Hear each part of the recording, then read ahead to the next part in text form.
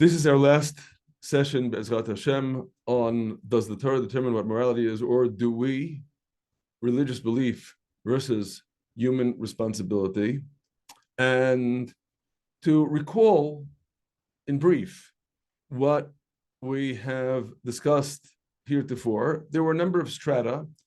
And as I stated at the outset, it's not a matter of superseding and supplanting one stratum by the one that follows, because they're all true. They all pertain to at least some aspect of what we mean when we speak about the Torah.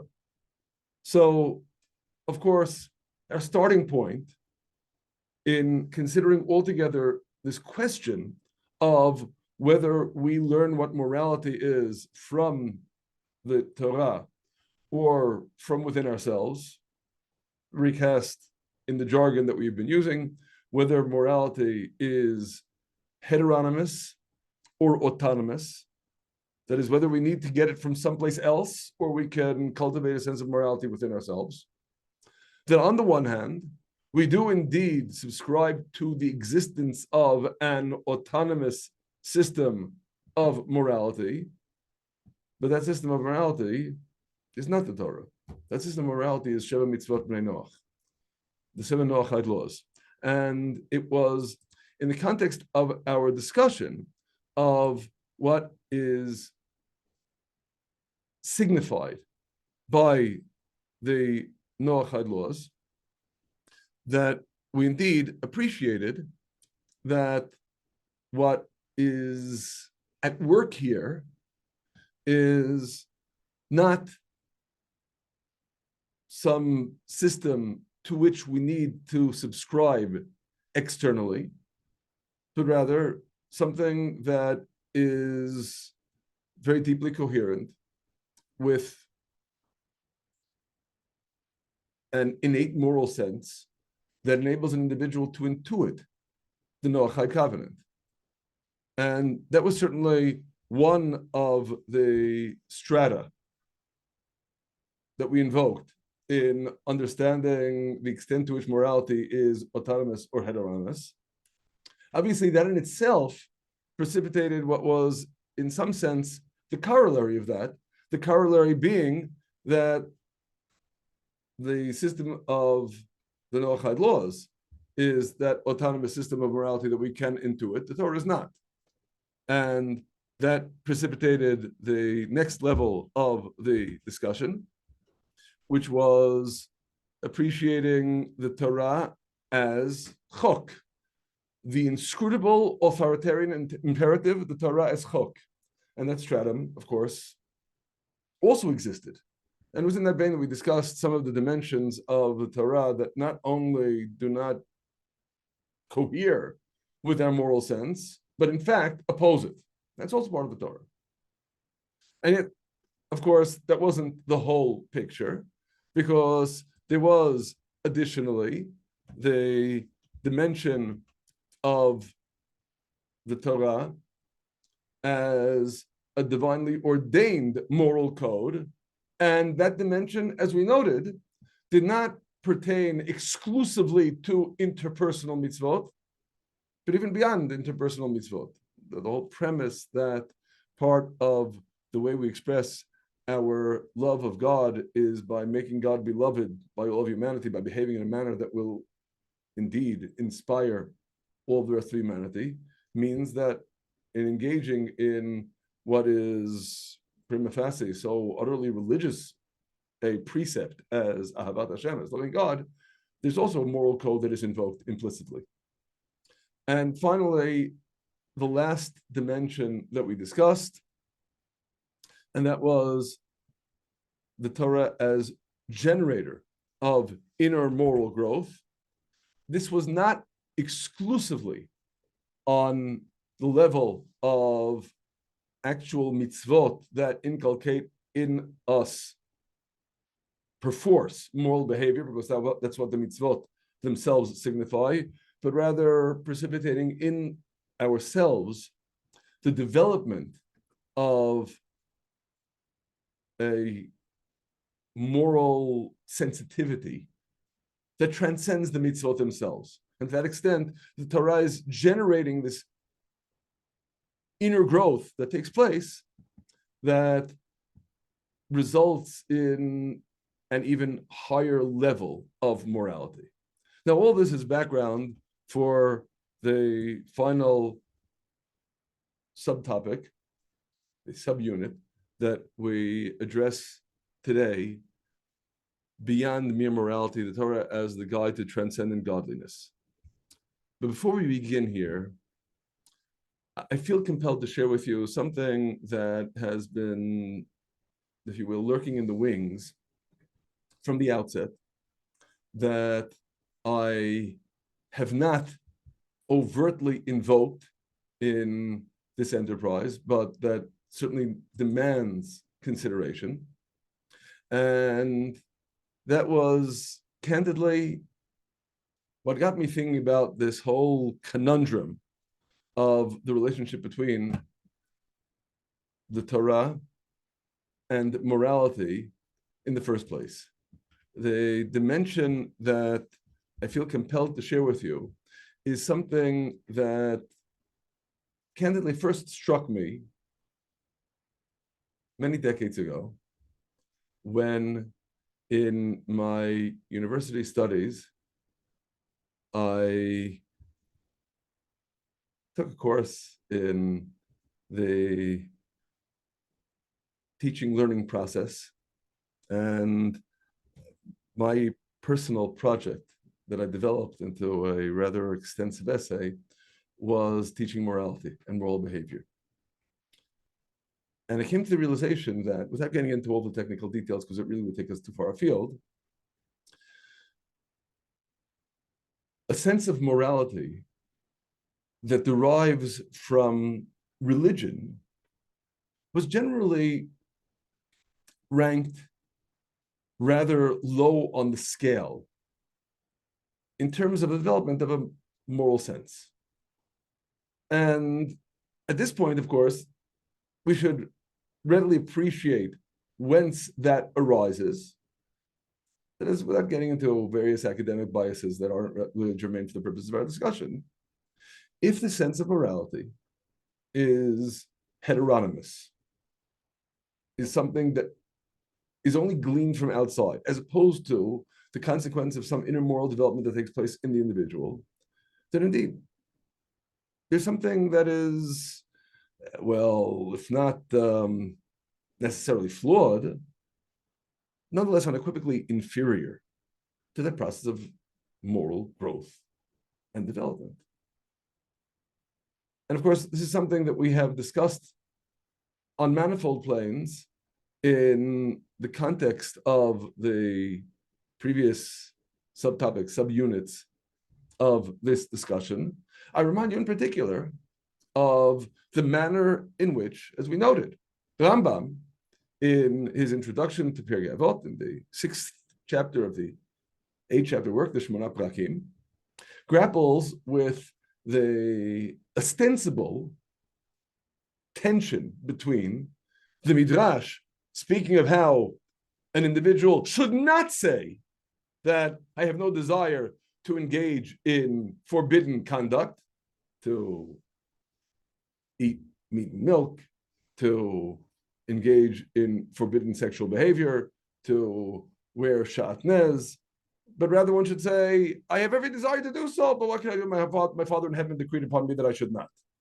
Implying that the person, as a person, is still very much oriented to wanting to violate these prohibitions, except that there is the decree of our Father in heaven that tells us not to. That, as opposed to the perspective of the philosophers, enunciated by Aristotle and by the Neo-Aristotelians, that the goal of morality should be cultivating that inner moral sense that results in your recoiling in visceral disgust from any thought of behaving in a repugnant manner. And as Rambam ultimately resolves this tension, they're both true. It depends where. Because obviously, the repugnant behavior to which the philosophers were referring was morally repugnant behavior. And when we consider those examples that are invoked by the Midrash, eating meat and milk, wearing shatnez, forbidden sexual relationships on the level of, as we discussed, the huge variety of forbidden sexual associations that we find in the Torah, going far beyond that which is forbidden to all of humanity in the code of conduct of the laws that are given to Noach and all descendants. So with respect to those mitzvot that aren't resonating with some moral sense, indeed, there's no reason that you should feel any visceral recoil of revulsion with respect to violating those prohibitions, because there's nothing that's intrinsically bad about them other than the fact that the Torah forbade them. Whereas, indeed, with respect to those mitzvot that are coherent with that moral sense, there should be that visceral revulsion. And there's no midrash that says a person shouldn't say, I have no desire to plunder, pillage, and murder. I would love to, accept my Father in heaven decreed upon me that I should not. There's no such midrash. God forbid there should be such a midrash. Because indeed, the consequence of keeping the Torah should be that you have no desire to plunder and pillage. And it's important for us to appreciate that critical distinction. And needless to note, in this regard, I think it's an imperative for us to tie this discussion to current events. And we've noted this previously, but I want to stress it even more so at present. And that is that the notion of engaging in cruel, brutal behavior and exulting in it is something that we would regard as categorically monstrous, obscene. I won't even dignify it by describing it as subhuman, because it has nothing to do with humanity. To be human should be a visceral recoil from such brutality. And for those who ask about, what about the mitzvah of extirpation of the Canaanite nations, the mitzvah of extirpation of Amalek? So again, I'm going to reiterate. On the one hand, as we noted, and we noted this way back when we were discussing the whole question of engaging in battle in this regard, we reiterate the ruling of both Rambam and Ra'avad that unequivocally, if someone who is genealogically Canaanite or Amalekite accepts upon himself the Noachide covenant and subscribes to that code of conduct of the Noachide laws, then there's no mitzvah of extirpation, because he's no longer considered to be Canaanite or Amalekite. He's considered to be Ksherei Umot Haolam, one of the accepted of the nations of the world. So there isn't any inescapable mandate. And on the contrary, we want to ultimately reform all of humanity. And this is, of course, a principle that Rambam explicitly establishes in Hilchot Melachim, in chapter 6 of Laws of Kings, that even with respect to those nations regarding whom there is this imperative of extirpation, there is always, in going into battle, that proposition, take it or leave it. If you accept upon yourselves the code of morality of the Noachide covenant and submit to the dominance of Israel, then we leave you in peace. We don't kill anybody. We don't hurt anybody. That is indeed an acceptable conclusion to all conflict. That wasn't the case. That wasn't the case, as we read in Sefer Yeshua, the book of Joshua. The wars of the Canaanites against Israel. And indeed, the thrust of what we read in the prophet is that it was indeed because God hardened their hearts to do battle with Israel. Because from a divine perspective, they had earned that extirpation because of the depravity that had characterized their conduct previously. But with respect to us, we would have accepted them had they not insisted upon doing battle with us. Okay, so again, this is merely a parenthetical observation, not merely. I think it's very important when we consider the current events. We certainly do not relish functioning on a level that will be dissonant with our sense of morality. And to the extent that we submit to the imperatives of the Torah, it's because, as we noted, accepting the Torah means we bludgeon our innate moral sense into submission before the imperative of the divine command. But again, all of this was predicated upon a premise. That premise was that we're talking about morality. And in some plane, this is something that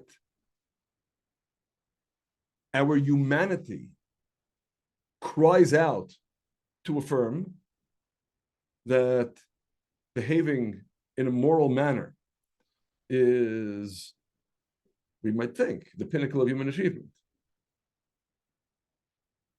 And here's where we need to consider, again, the thrust of this last subtopic, this last subunit, beyond mere morality, the Torah as the guide to transcendent godliness, with the realization that what indeed the Torah demands of us is not simply to be moral. There's more to it than that.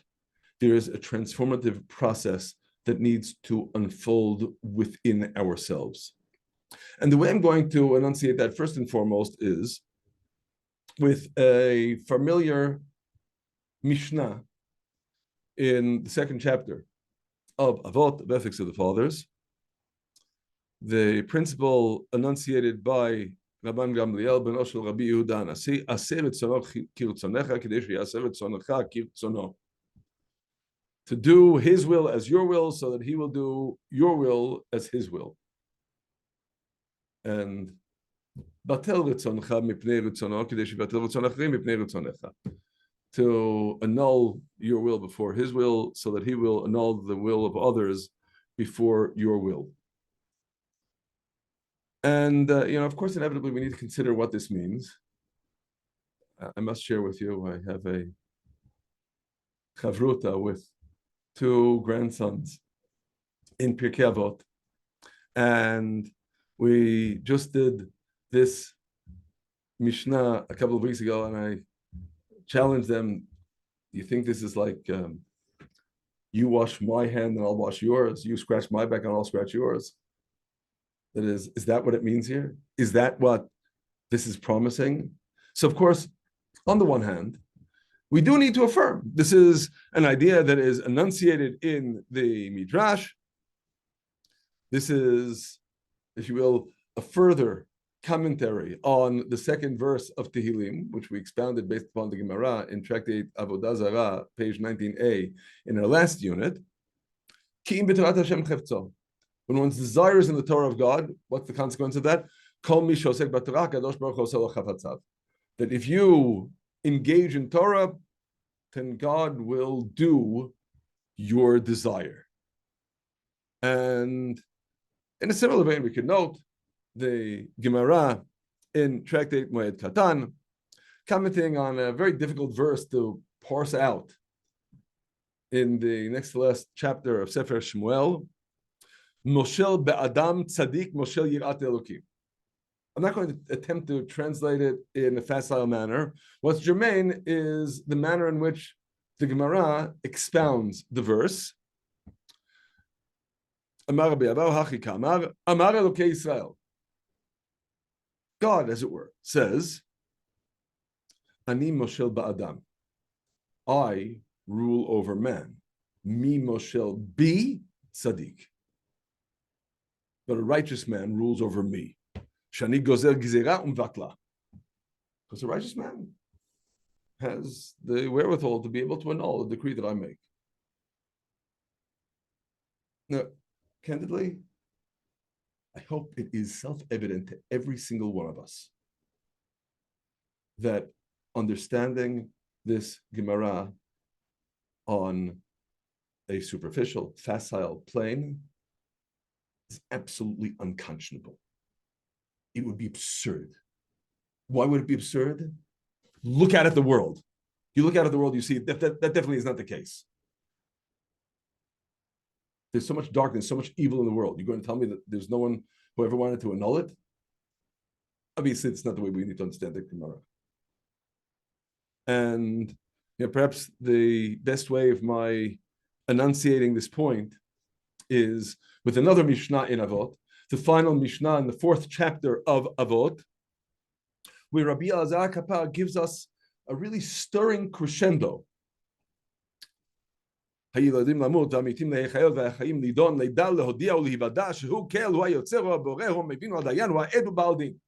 that the gamut of what takes place in the world, those who are born are to die, those who die are to be vivified, those who are alive are to be judged, and all of it is to know, to make known, to be known that Hu-Kel, God is the source of all power that exists in the world. And not only that, Hu-Yotzer, God is the former of everything that exists in the world. And only that, Hu-Boreh, God is the creator of everything that exists in the world. So, Hu-Kel, he's the source of power. We knock out Epicureanism. Hu-Yotzer, he is the former. We knock out Aristotelianism because the Aristotelians posited that the universe as it exists still existed. Hu HaBoreh, he is the creator. We knock out Platonism because Plato posited that God forms the universe as we know it from hilux substance, but he's not creator ex nihilo. We affirm that God is the creator. And not only that, Hu HaMevin, he understands. He is engaged in the world. And arguably, by so stating, we also knock out deism. It's not that God created the world and then walks away, so to speak. He continues to be involved. And moreover, and this is where really the culmination of this progression, Hu HaDayan, he is the judge. When we read, Vayar Elokim, Kitov, God saw that it was good. God judges the world. He doesn't just create it. He judges it. That is, seeing Mivin would imply mere cognition. Judging means there's a standard that God demands. And not only that, Hu Ha'ed, he is witness, divine immanence, critically important to invoke. And not only that, Hu Ba'al Din. He's a litigant, plaintiff. He has expectations. Of course, you read a list like this. He's the judge, he's the witness, he's the plaintiff. Sounds like a kangaroo court. But of course, we appreciate the message here of divine engagement and divine immanence. And then, as an incongruous postscript on this crescendo, V'hu atid ladun, and he is in the future to judge. And even syntactically, structurally, it doesn't fit in with all of the previous clauses. So why is it here? And my simple proposition for the answer is because you go through this whole crescendo, you see that God is source of power, former, creator, understander, judge, witness, plaintiff. And you look outside and you say, so where is he? So if all that is the case, why is the world so bad? And ultimately, those last three words, he is in the future to judge. Don't expect to see it here and now. We live in a broken world. He is in the future the judge. It's important for us to affirm that as an unequivocal verity. Ultimately, there will be judgment, but don't expect to see it in the here and now. And I can only append to this what to me is the veritable scream of the Tosafot commentary on the Talmud. I need to give you a little bit of background to appreciate why this is a scream. The Tosafot on Tractate Brachot, page 5b, are commenting on an exchange between Rav Huna and his colleagues. The context being that Rav Huna experienced a colossal financial ruin, 400 barrels of wine going sour, and his colleagues came to visit him with his spirits. Yeah, but they also had a message. The master should examine his deeds, implying if you experience such ruin, there's a reason. To which he responds, am I suspect in your eyes? To which they respond, is the Holy One, blessed be He, suspect to judge unjustly? Okay, full pause. The continuation is there was really something that they wanted to rebuke him about. But we'll put that on the side. Comes along the Tosafot on this retort. Is the Holy and Blessed be He suspect to judge unjustly? And again, I'm going to read this as a scream. There are many righteous people who are afflicted both bodily and financially. We live in a broken world. To put it in blunt terms, to the question, is the Holy and Blessed be He suspect of judging unjustly? The Tosafot's answer is, at least so far as our flesh and blood eyes, human perspective can tell, yes. Don't expect to see divine judgment manifest in the world. Not in any facile manner. Doesn't work that way. Again, we live in a broken world. And it is indeed in precisely that vein that we appreciate what takes place at the end of Eov, the end of the book of Job, when God says to Eov's friends, I am furious with you because you didn't speak of me correctly, as did my servant Eov. Now, Eov came practically to the brink of blasphemy. He refused to accept that what happened to him was just. And his friends are constantly invoking divine justice and saying everything is part of the system, everything is part of judgment, justice, and so on and so forth. And an interesting nuance of elaboration here, when God says to them, you bring an atonement offering and go to my servant Eov and have him bring the offering on your behalf. You aren't even worthy of bringing it. And have him pray on your behalf, because I'll accept his entreating on your behalf. Levilti asot imachem nevala, lest I do a nevala to you. How do we translate nevala? Ramban, in his Torah commentary, proposes that a naval is an ingrate. A nevala is an act of ingratitude. And he demonstrates it with this verse. Because when you consider the implications of this verse, God in effect is saying, it will appear as if I am ungrateful to you, because you were, after all, sticking up for me and saying that everything is a reflection of divine justice. And Iyov was the one who was saying, I refuse to accept it, I refuse to be consoled. I'm not interested in your defense. Don't think you're doing me any favors by making it appear that divine justice is something that is facile, superficially obvious, easily understood. He got it right, you got it wrong. So people might think that if I punish you, then I'm doing a nivala, I'm acting ungratefully to you. Don't do me any favors.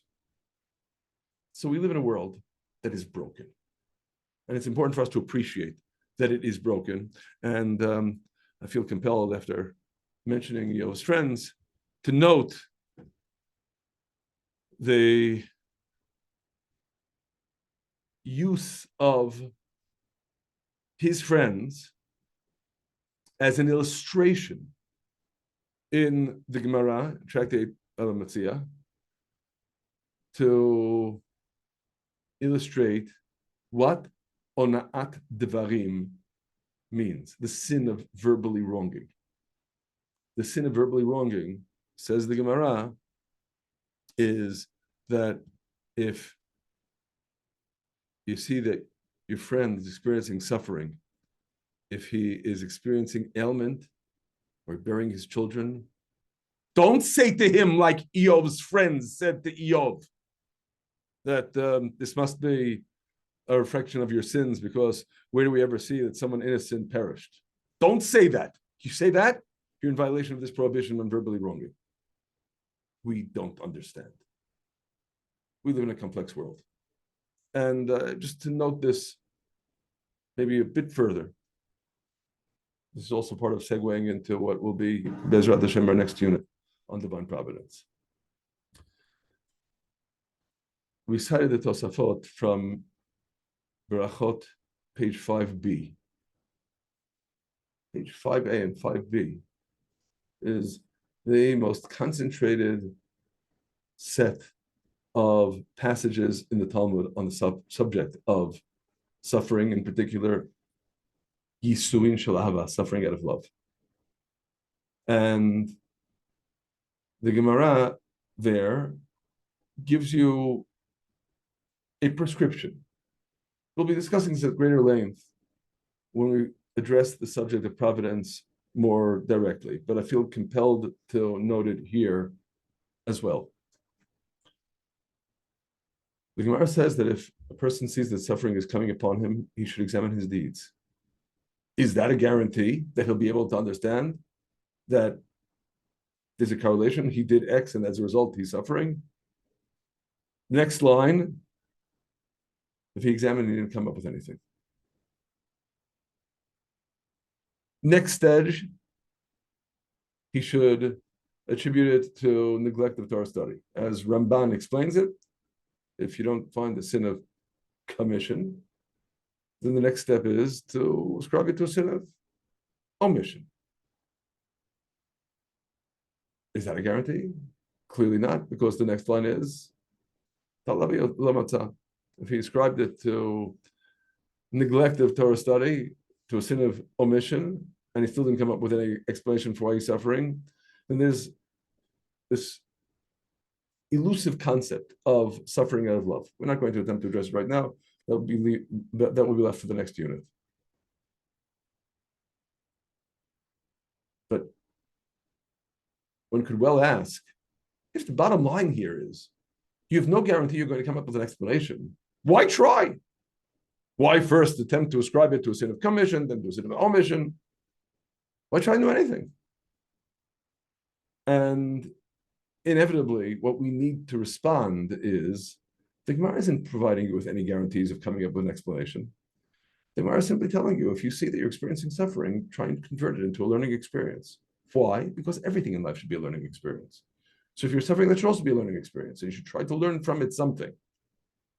Either because you did a sin of commission or omission, or suffering out of love.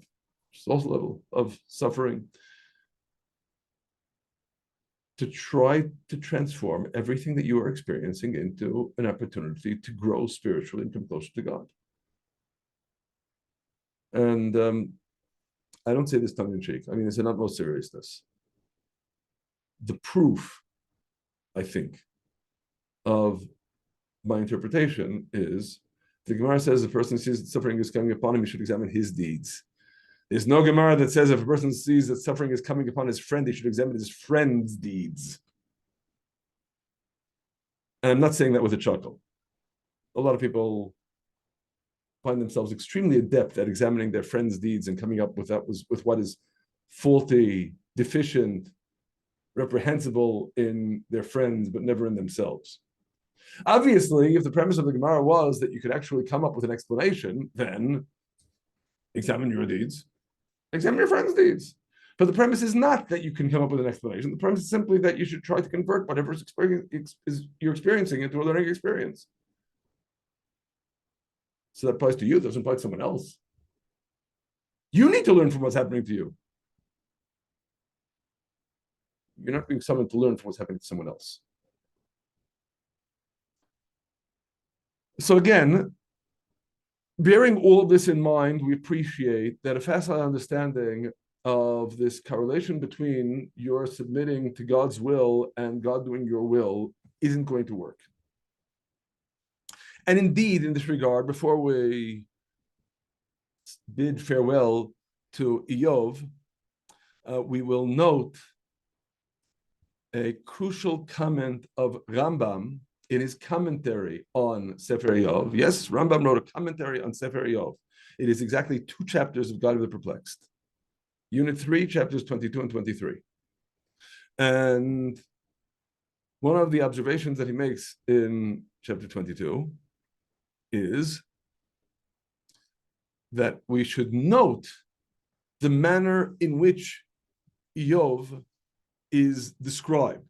We see this description in the opening verse of Iyov.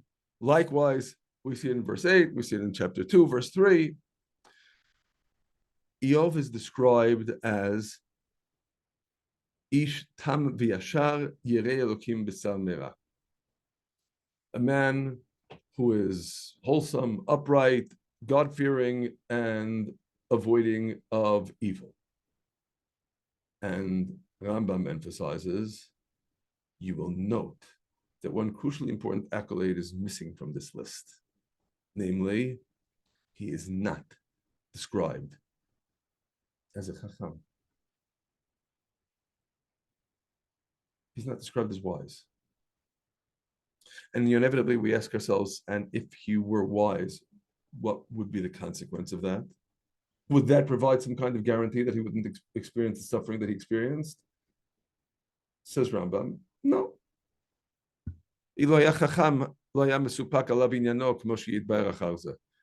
been wise, he wouldn't have been troubled by the fact that he was suffering. He would have understood that that's inevitable in this world. Okay, so having come to this realization that we live in a broken world, just what are we to make of this seeming guarantee by Rabban Gamliel ben Oshel Rabbi Yehuda Anasi that if you do his will as your will, he will do your will as his will? And this is an idea that we can elaborate upon at length, but we're not going to because our time is limited. We'll just note in rapid fire succession, focusing upon early rabbinic commentators on Pirkei Avot. Rabbi Yosef ibn Shoshan. This should not be understood derech sachar gmul as some kind of reward, like when someone says to his friend, do me a favor today so that I'll do you a favor the following day, but rather this is instructing you to modify your will, to do what is upright and right, and through doing that, you will ultimately become a different person. And This is an idea that we see even more compellingly enunciated by the Meiri, Rabbi Menachem Bar Shlomo HaMeiri, that when you do his will as your will, that means that you are accustoming yourself to act in the way of the Torah to the point where your will naturally coheres with his will. And then, of course, your will and his will have become one. So, of course, you could say that God is doing your will as his will, because it's the same will. You've transformed your will. And likewise, this is enunciated by Rabbi Yosef Chivan in his Milei Davot commentary on the Mishnah, that you need to transform your will into wanting that which is good and beneficial, not that which is pleasant. And then, of course, inevitably, God will assist you, because we have a cardinal principle that when it comes to purify oneself, one is given heavenly assistance in order to transform who you are. And similarly, Rabbi Moshe Al-Moshnino, enunciating essentially the same idea, that doing your will as his will is establishing a conformance between them, and annulling your will before his will means to do that which coheres with the intellect, as opposed to that which coheres with mere physicality. And then, of course, inevitably, the desire, the will of physicality will be annulled before this far more sublime will. And similarly in this vein, I'll cut short this progression with the Midrash Shmuel, Rabbi Shmuel Bar Yitzchak Diozida, that indeed the modification of your will is so that you want to do what God wants you to do. And even if you're starting out doing that shelo lishma, not for its own sake, you're just forcing yourself, then the consequence of that is that God will further transform your will into his will, so that indeed you will serve God wholeheartedly, because your will have become a divine will. You will have become a godly human being. That should be clear, that when we're speaking about this transformation of will here, this isn't something that applies to some specific aspect of our conduct. It certainly isn't specifically in the domain of morality. It is truly, if you will, literally becoming a godly human being. And perhaps the best enunciation of this principle is what Rambam expresses famously in Hilchot Gerushin, in the laws that pertain to divorce, in his halachic code, when Rambam considers in the second chapter, Halacha Kaf, Halacha 20, what we are to make of the rule. And it is unequivocally a rule that under those circumstances in which the Beit Din concludes that a husband needs to give his wife a divorce, if he refuses, then the court, and this has nothing to do with the normative din of Malkut, flogging as a Torah punishment, which courts can't do nowadays because they don't have the smicha to be able to accord that punishment. This is makat mardut. This is flogging because of rebelliousness. Says Rambam, a court of Israel, b'chol makom u'v'chol zman, every place and every time, no temple, not in the land of Israel, doesn't matter. Under all circumstances, the court, under such circumstances, subjects the recalcitrant husband who is refusing to grant a bill of divorce to his wife to flogging. To flogging to what degree? Torah punishment of flogging, which is punitive, is punitive up to a maximum of 39 strikes. whereas makat mardut is flogging due to rebelliousness. When do you stop? When he stops being rebellious. In practice, when he says, okay, I want to give my wife a bill of divorce. And if he doesn't, well, eventually she won't need it because she'll be widowed. You flog him if necessary to death.